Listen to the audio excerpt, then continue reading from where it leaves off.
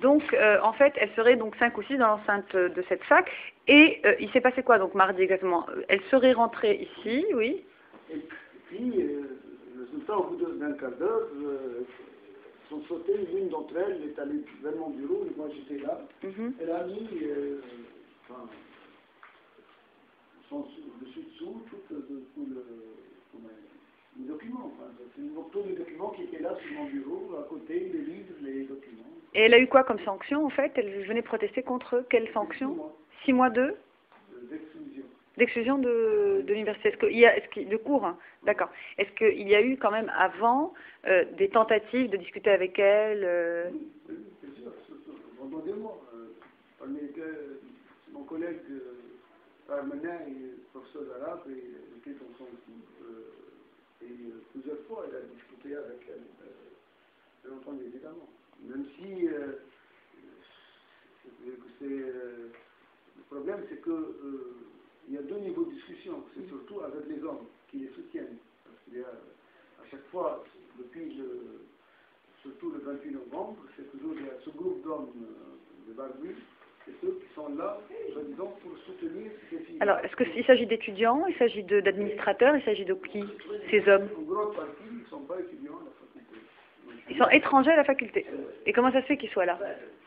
C'est qu'ils se sont imposés, depuis la révolution, avant la révolution, il y avait un poste de police. Nous avons tous demandé pendant des années à ce qu'il n'y ait plus de police, parce que la faculté doit être gérée par elle-même. Et voilà, donc nous payons un peu le prix des résultats de nos revendications concernant l'autonomie de l'université. Mais à l'entrée, il n'y a pas de filtre, ne serait-ce que par un fonctionnaire Mais c'est pas du laxisme, ça, c'est que de les laisser entrer et ensuite de gérer dans l'urgence ce qui se passe?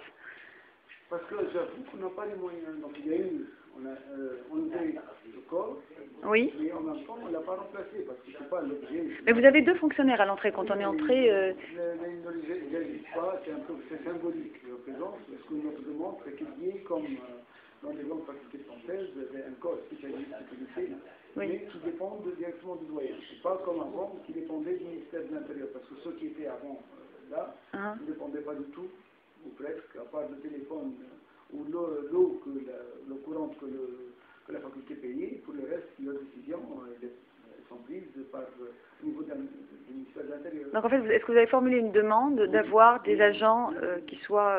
Un corps qui soit formé pour pouvoir résister à ce moment-là, parce que... Et comment faire pour qu'ils ne soient pas assimilés à la police politique qui infiltrait les amphis? Avec une tenue. D'accord, donc identifiable. Identifiable, mais pour mission... oui.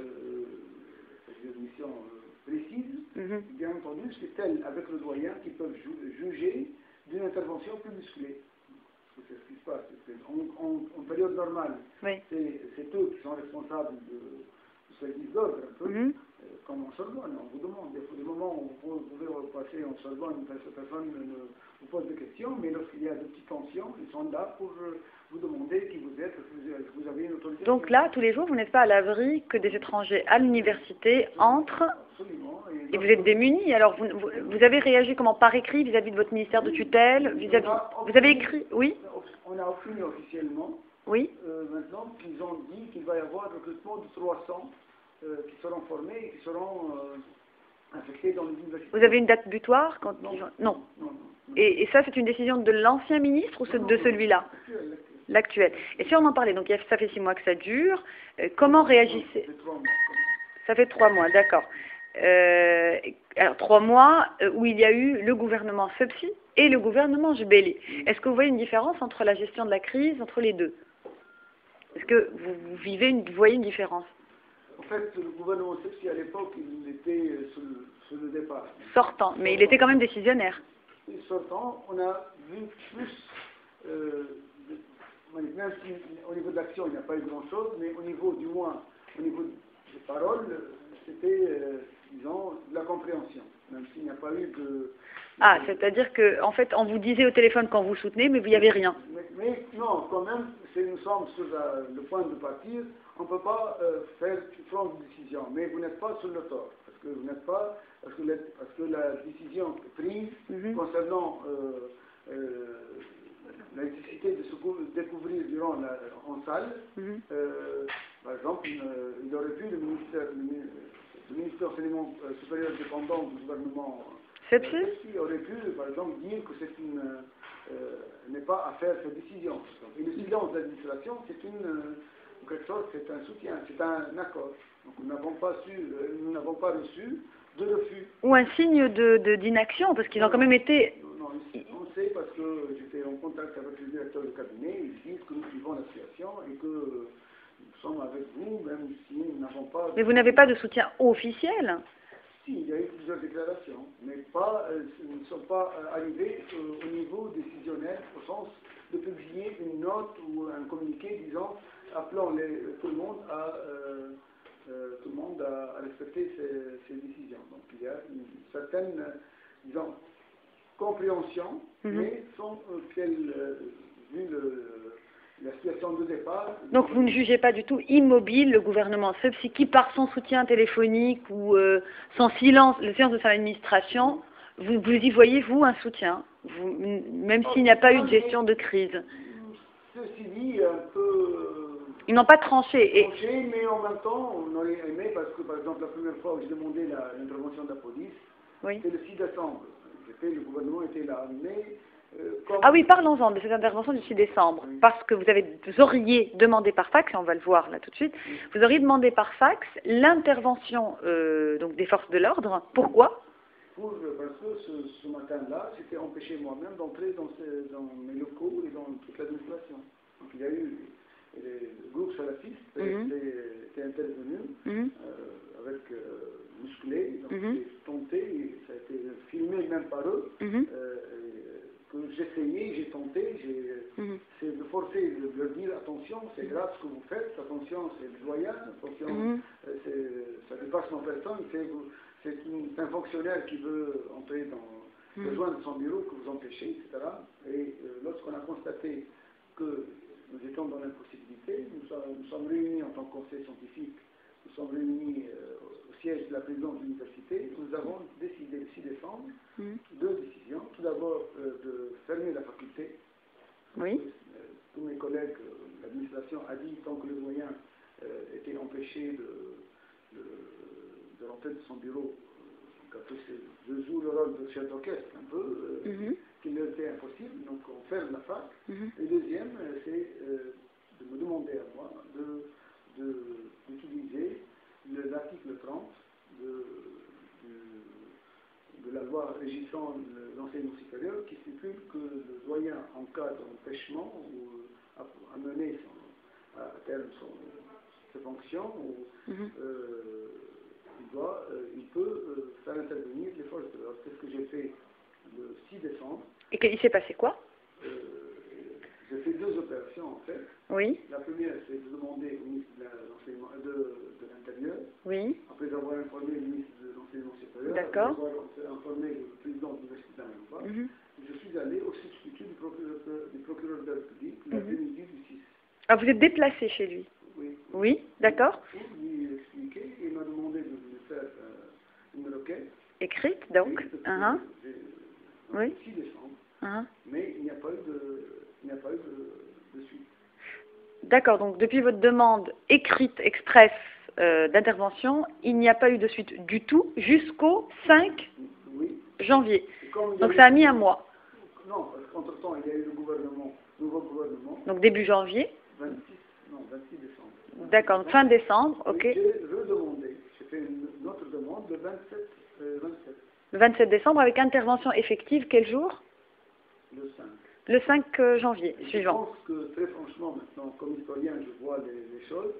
Cette intervention était plus liée aux incidents qui ont eu lieu au siège du ministère de l'Enseignement supérieur, le 4, beaucoup plus qu'à ma requête à moi. Donc, parce que le jour, le 4, les collègues de la faculté étaient battus avec les journalistes, et ce qui a fait un peu un tollé au niveau des médias, parce que les gens demandaient comment on ose laisser les gens occuper, exploiter une administration pendant un mois, et qu'en 3 minutes, on décide de taper fort sur les enseignants, sur les journalistes. D'accord. Moi, ce que j'ai entendu, parce que il me semble que fin novembre, donc j'étais en interview avec un des ministres du gouvernement Sepsi et il vous avait eu au téléphone et vous auriez refusé à ce moment-là l'intervention de la police. Est-ce que le gouvernement Sepsi vous a proposé l'intervention que vous avez refusée? Non, il n'avait pas proposé, en fait. Personne ne vous a proposé. Mais alors vous auriez refusé quoi? Ils m'ont eu, c'est-à-dire se tenir un peu au piège de mes convictions. C'est-à-dire? Lorsque le premier journaliste me demandait pourquoi il n'y a pas eu d'intervention, je dis que j'étais contre. En tant qu'universitaire, je ne mesurais pas que la crise allait être aussi longue et que les gens qui étaient en face de moi n'étaient pas pensaient que c'était une simple demande et non pas des objectifs et des objectifs à réaliser. Donc je pensais que ça va, bon, c'est des étudiants qui demandent, bon, c'est certaines convictions, c'est des jeunes sortis de prison, ils veulent l'exprimer, ils veulent... Donc vous dites que vous avez tardé en fait à réagir par rapport à cela? Je ne le regrette pas, parce que je pense que ça fait partie de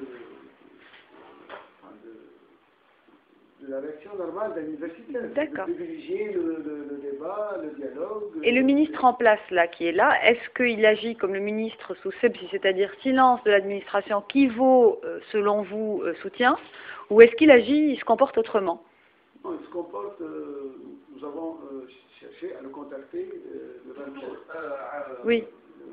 Le 27 décembre dernier, oui. Nous l'avons rencontré le 31. Oui. Et nous avons senti, au cours de cette rencontre, parce que je suis allé le rencontrer avec tout le conseil scientifique, oui. avec le syndicat, oui. pour nous dire nos requêtes. Nous demandons à libérer la faculté, parce que la rentrée était prévue pour le 2 janvier. D'accord. Nous étions encore la faculté fermée, eux ils étaient là, ils occupaient, et on voulait reprendre. Nous avons senti que le temps a carrément changé. Dans quel sens il a changé le ton? Je pense qu'il y avait plus de compréhension de l'autre côté. Du côté du ministre? Non, de l'autre côté, du côté du CICINA. Ah, d'accord. Tout en nous disant que, bon, il faut traiter la chose avec... je suis contre la violence, je suis contre l'introduction des éléments étrangers, etc. Mais lorsqu'on dit, mais comment? Voilà, donc concrètement. D'accord. Parce que lui, il a voulu orienter la séance dans le sens qu'on décide tout de suite à ce moment-là, en étant au ministère, qu'on décide de la réouverture de la faculté. Nous avons refusé. Nous avons dit que nous sommes là pour venir nous assurer que la réouverture des cours serait dans des conditions plus sécuritaires, plus sûres que lorsque nous avons fermé. Et donc le 2, ça n'a pas été ouvert, la fac?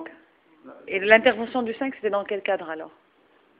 C'est-à-dire suite à ce qui s'est passé au ministère. Ah donc est-ce qu'on vous a alerté de la venue des forces de l'ordre ou est-ce que... D'accord. On vous a alerté, c'était donc par le biais du ministère de l'Intérieur? Non, ah non. L'enseignement supérieur. Par le procureur. Il était là, personnellement, c'est lui qui a tout supervisé finalement. D'accord. Le procureur saisit le 6 décembre précédent. Ils ont la décision du doyen, c'est la loi sur le... Ils ont pris la décision d'entrer, d'évacuer les sites qui étaient ici. Mais ça me ramène une question très intéressante à laquelle je n'avais pas pensé. C'est est-ce que le procureur agit indépendamment de tout, qu'il est indépendant, ou est-ce qu'il agit selon... Officiellement une requête qui a été... Oui. Que le doyen a émis, donc... Oui, mais le procureur a réagi lorsque les autorités étaient pour une intervention, apparemment. Oui, oui, je sais. Donc, est-ce que l'intervention de ce procureur, est-ce qu'elle a été indépendante ou est-ce qu'elle a dépendu du bon vouloir de... Donc, ça a dépendu du ministre? Non. Oui. Mais parce que pour que les forces interviennent, il faut qu'il y ait d'abord quelqu'un qui est responsable du ministère de la Justice, oui. qui est en l'occurrence le procureur, oui. et puis, bien sûr, Donc le procureur aurait attendu que les politiciens... L'autorisation officielle, parce que le responsable, c'est le doyen, c'est lui qui a invité à donner cette autorisation-là. Mais c'est en l'occurrence le doyen est parti faire... Il agit dans le règlement, dans la loi. D'accord. Ça a été correct, ça a été bien fait. Mais en l'occurrence le doyen s'est déplacé chez le substitut du procureur pour... C'est lui qui est venu. Non, il est venu le 5. Le ministère qui l'a prévenu, Que... suite à la demande du doyen, il s'est déplacé lui-même. Il y avait des responsables D'accord. de la sécurité, Oui. certainement. Il y avait le procureur parce qu'il devait y avoir des incidents. C'est lui qui était un peu le témoin, c'est tout. D'accord, c'est pas ça. Je demande de la décision d'intervenir. Oui. Et je suis entièrement d'accord sur l'interprétation. Ce n'est pas le procureur qui a décidé, c'est le ministre de la Justice ou de l'Intérieur qui l'avait décidé. Voilà, c'est ça la question, parce que comme il est saisi depuis le 6, la fin du mois, on sent qu'il y a une volonté d'agir, et hop, le procureur est là. Non, mais ça a besoin toujours d'une décision politique, ça va très bien. C'est pas une question de justice. Ça a une décision, elle est politique, parce qu'il a été saisi par le ministère lui-même. La requête a fait, parce qu'on en a fait déjà plusieurs. Écoutez, le procureur, il s'en fiche, de toute façon, s'il n'a pas une décision politique claire, il ne peut pas agir. Et normalement, un procureur est censé être indépendant. Et le prix qu'il a déposé, le citoyen, quoi, il a déposé déjà plusieurs plaintes. Et les dossiers, ils sont toujours là, mais rien, c'est la calme, c'est le silence. Parce que là, ils attendent une décision politique. À ce moment-là, il était obligé, vu qu'il y avait l'opinion publique, il était complètement alerté par ce qui se passe ici. Donc ils ont dû quand même intervenir pour sortir Sidner, parce qu'ils ont déjà un peu pris en otage toute l'administration et le doyen aussi. Ils étaient obligés d'intervenir, ils sont intervenus, c'était de la couleur dans les yeux, parce qu'on savait très bien qu'ils allaient les déplacer de l'administration, or ils sont restés là. Donc ils les ont mis dans l'enceinte de la fac, et pas en dehors. Oui, donc vous me disiez tout à l'heure que... Même s'ils sont passés la nuit ici, pas à l'administration. Après l'intervention. Ils étaient dans l'une salle. Le soir même, ils ont mis à la porte. Le 5 au soir. Oui. Ils ont mis à la porte. Les forces de l'ordre. Oui. D'accord. Et ils ont même leur fait sortir leur matelas, etc. Mais le lendemain, avec leur matelas. D'accord. C'est-à-dire qu'ils sont partis pour revenir. Mais pour vous, idéalement, comment est-ce que cette crise aurait dû être gérée? Idéalement. Il aurait dû se passer quoi? Comment la gérer? Leur poursuite. C'est quand même, ils ont occupé des lieux. Ils ont empêché un responsable d'entrer dans son boulot. Au départ, du 8 au 28 au 6 décembre, ils étaient en sit-in pacifique. Bon, on peut dire qu'ils ont laissé l'administration travailler. Oui. Et à partir du moment qu'ils ont empêché l'administration, ils ont commis infraction. Donc ils devaient normalement être punis, non pas mis à la porte, mais être mis dans une baguette pour poursuivis. D'accord. Donc selon vous, ils n'ont pas pris les identités, ils n'auraient pas pris... La deuxième fois, ils l'ont pris quelques jours après. D'accord. Il y a eu des poursuites? Mais le leader, c'est... Ah, il n'y a pas eu de poursuite. D'accord. C'est le type qui a participé à l'opération de Solima. Allô? Oui. Il a été déjà jugé à 12 ans de prison. Il en a passé 8. Il a été pas d'Espagne. C'est des gens qui sont très connus, ils sont gays. Mais j'appelle ça terroriste. C'est très connu. Il a été jugé à 12 ans. Il a bénéficié, ce monsieur, d'une... C'est la fin de Slimane, c'est 2007. Décembre 2006, il me semble. Oui? 2007. Décembre 2007. Janvier 2008. Ouais. Il a été arrêté. Lui qui est venu d'Algérie. Ah donc, et c'est le leader, ce serait le leader ici. Il est le leader, il passe à la télé. Aujourd'hui, je l'ai écouté à Mosaïque. Il s'appelle Mohamed Bachir. Il est étudiant de cette fac? Première année d'histoire. Donc il est étudiant de cette fac, d'accord. Ok, c'est pas il fait pas partie des étrangers à la fac. Le ami, je ne sais pas comment on pourrait l'appeler, mais c'est lui qui contrôle tout, qui défend les filles dans qui est partout, jamais en classe, bien sûr. Il ne va pas se passer l'examen parce que là, il y avait une fille qui portait une niqab avec lui. C'est une vedette. D'accord. C'est un vedette, il l'a fait de si Mohamed. C'est le plan. Si Mohamed. D'accord. D'accord. Et donc là, avant-hier, on revient à l'histoire de ce qu'on est en train de voir ici. Le doyen serait allé porter plainte. En revenant, il s'est passé quoi? Donc ça s'est passé 14h30 mardi. D'accord, bon, on attend qu'il revienne parce que il est en coup de fil. J'étais à Paris, je sais pas. D'accord. Et pour l'incident d'hier, vous avez des informations? Non plus. Non, mais on a tout filmé.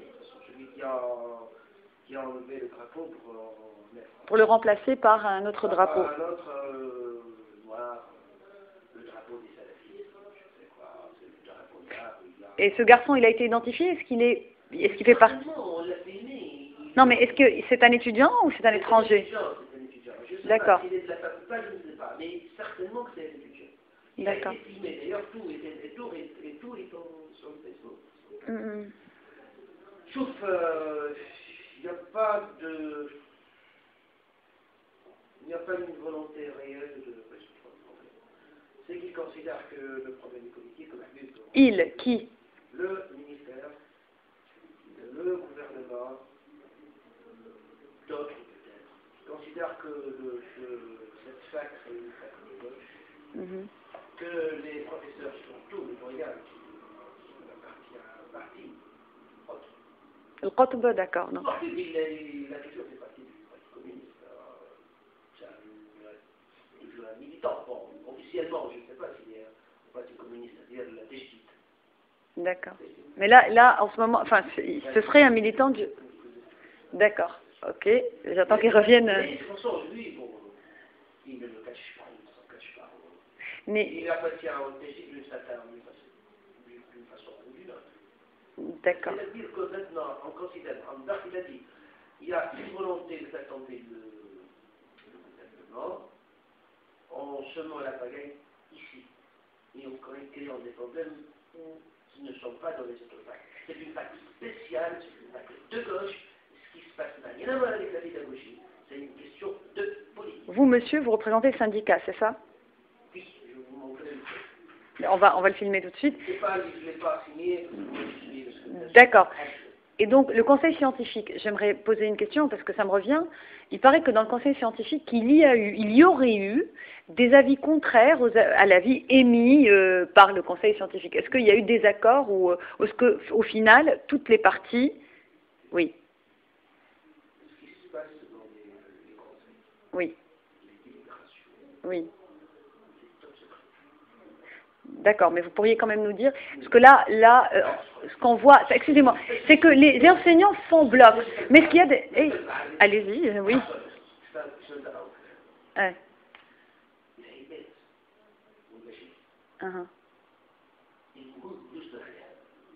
Hey. Ce qui est important, c'est qu'il est émis par... D'accord. Moi, je suis en train de traduire parce que c'est un journal français. Oui. Les délibérations qui se font dans les conseils, dans les assemblées, dans toute réunion, qu'elle soit politique, syndicale ou autre, oui. les délibérations de l'interascolaire, conseil de l'interascolaire. Nous sommes d'accord là-dessus, par contre. Je peux vous dire que dans tout conseil, il y a des avis qui sont contraires. Non, on a l'impression que les enseignants... Qui a été dit libre. Oui. Il y a des gens qui ont dit oui, des gens d'autres qui ont dit non. L'essentiel, que la décision qui a été prise par le Conseil a été prise à l'unanimité. Ah d'accord. Je peux vous d'accord. Et c'est clair. D'accord, donc elle a été prise à l'unanimité. Oui. Les avis des gens qui étaient là, quelles que soient toutes les différences. Il n'y a pas eu d'enseignants qui ont un parti pris. Non.